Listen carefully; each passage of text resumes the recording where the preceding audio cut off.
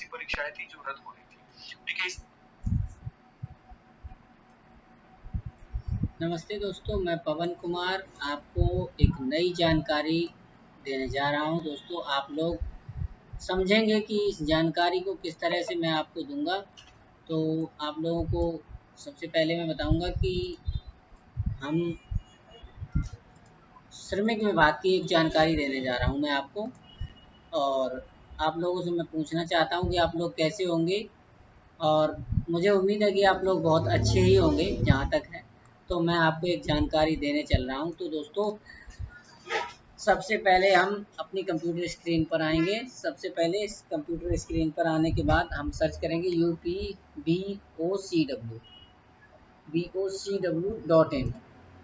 जैसे ही इसको हम डालेंगे तो इसको हम कुछ नहीं डालना है, बस इतना डालना है। उसके बाद एंटर करेंगे, जो कि ये आपकी ऑफिशियल वेबसाइट आ जाएगी, जिस पर हम लोग श्रमिक कार्ड बना सकते हैं, श्रमिकों को योजना के आवेदन दे सकते हैं, श्रमिकों के योजना के लाभ दिला सकते हैं, और काफ़ी सारी चीज़ें हम श्रमिकों को इसके माध्यम से दे सकते हैं। जैसे कि योजनाएं ये लिखी हुई है, जैसे कि हम योजनाओं पर क्लिक करेंगे तो ये दोस्तों समस्त योजनाएं पर क्लिक करेंगे हम। जैसे योजना का ऑप्शन आएगा, इस पर समस्त योजनाओं पर क्लिक करेंगे, हम सारी चीज़ें इसमें देख लेंगे कि मातृत्व शिशु एवं वंदना मालिका मदद योजना के द्वारा आपको एक मदद दी जाती है, जिसमें लिखा है, ये सारे आप पढ़ सकते हैं। नोटिफिकेशन टोटल निर्माण श्रमिक द्वारा पंजीयन के उपरांत कम से कम 1 वर्ष यानी कि 365 दिन बोर्ड की सदस्यता अवधि पूर्ण कर ली गई हो। मातृत्व एवं शिशु योजना का लाभ श्रमिक के प्रथम 2 प्रसवों तक सीमित है। मतलब कहने का मतलब ये है कि हम जो श्रमिक निर्माण श्रमिक है और उसका 1 वर्ष पूरा हो चुका है, तो हम उसको मातृत्व शिशु योजना के हितलाभ के लिए केवल 2 बच्चों तक लाभ दिला सकते हैं। ठीक है, और आगे देखते हैं। मातृत्व हितलाभ महिला श्रमिक की दशा में संस्थागत प्रसव में ही दे है। संस्थागत प्रसव मतलब संस्थागत प्रसव में होगी तभी उसको मिलेगा। और मालिका मदद योजना का लाभ सभी कन्या संतान एवं दूसरी संतान भी बालिका होने पर हितलाभ दे निसंतान दंपति में कानूनी रूप से गोद ली गई बालिका को भी दे है। जैसे कि आप लोग समझ सकते हैं कि बालिका को, जैसे कि किसी दंपति कोई हैं, मजदूर हैं, उनके पास बालक बच्चे नहीं हैं, तो वो अगर किसी बच्चे को गोद लेते हैं तो उसको भी लाभ देने के लिए हमारे श्रमिक विभाग में एक सुविधा अनुमन्य है। ठीक है, और आगे अब हम देख लेते हैं। इसमें लिखा है आवश्यक अभिलेख। तो आवश्यक अभिलेख में देखेंगे हम अद्यतन पंजीयन। ये पंजीकरण जो है, श्रमिक का पंजीयन का नवीनीकरण जरूरी है। ठीक है, उसके बाद राजकीय अस्पताल में संस्थागत प्रसव या गर्भपात नसबंदी होने पर संबंधी प्रमाण पत्र, यानी कि इसमें जन्म प्रमाण पत्र जरूरी है। ठीक है, और अस्पताल से जो है छुट्टी का एक प्रमाण पत्र मिलता है, वो भी जरूरी है। और उसके बाद ऑनलाइन जारी जन्म प्रमाण पत्र। तो ऑनलाइन एक जारी जन्म प्रमाण पत्र होता है, उसकी भी आवश्यकता है, उसको भी जरूरी है। वैधानिक गोदनामा, अगर बच्चा गोद लिया हुआ है तो उसमें एक गोदनामा होता है, उसकी बहुत अत्यधिक जरूरत होती है।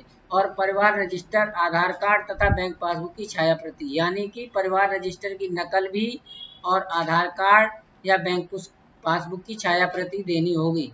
अब हमने दस्तावेज देख लिए, अब हम तीसरा ऑप्शन देखते हैं कि दे हितलाभ। हितलाभ किस तरह से मिलेगा? तो मातृत्व हितलाभ में पंजीकृत पुरुष कामगारों को 6,000 रुपये एक मुश्त दिया जाता है।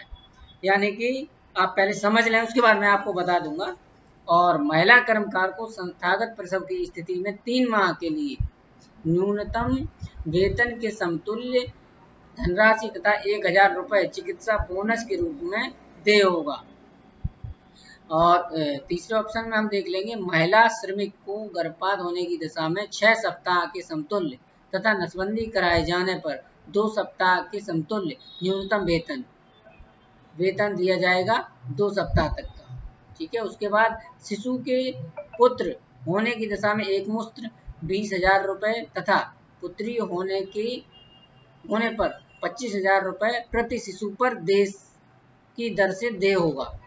उसके बाद आप लोग देखेंगे परिवार को पहली संतान बालिका होने अथवा दूसरी संतान के भी बालिका होने की दशा में अथवा कानूनी रूप से गोद ली गई बालिका की दशा में 25,000 रुपये की सावधि जमा, जन्म से दिव्यांग बालिका की दशा में रुपये 50,000 की सावधि जमा, परिपक्वता राशि बालिका के 18 वर्ष की आयु तक अविवाहित रहने की दशा में होगी। यानी कि बच्चे को पैदा होने के बाद 20,000 रुपये लड़की को और 20,000 रुपये लड़के को और 25,000 रुपये लड़की को हितलाभ देय है।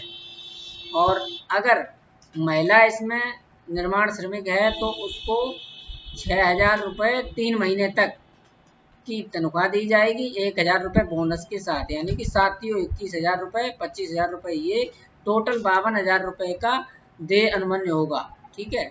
और अगर बच्ची पैदा होती है तो उसको 25,000 रुपये की एफडी के रूप में दिया जाएगा, लड़की के रूप में, लड़की को 25,000 रुपये की एफडी के रूप में दिया जाएगा। ठीक है। तो ये आपकी मातृत्व शिशु एवं बालिका मदद योजना के बारे में मैंने आपको जानकारी दी। आप लोगों से अनुरोध है कि आप लोग मेरी वीडियो को देखेंगे और समझेंगे और अधिक से अधिक सपोर्ट करेंगे, जिससे कि मैं आपके प्यार को पा करके आगे नई वीडियो बना सकूं। दोस्तों, आप लोगों का बहुत बहुत आभार, बहुत बहुत धन्यवाद। मैंने आपको एक योजना के बारे में बताया और आप लोग अगर मुझे ऐसा ही प्यार देंगे और मुझे सपोर्ट करेंगे और मुझसे जो भी सवाल है आप मुझे कमेंट सेक्शन में पूछेंगे तो मैं आपको तुरंत रिप्लाई दूंगा और आपके प्यार और आभार का आभारी रहूँगा। धन्यवाद दोस्तों, थैंक यू।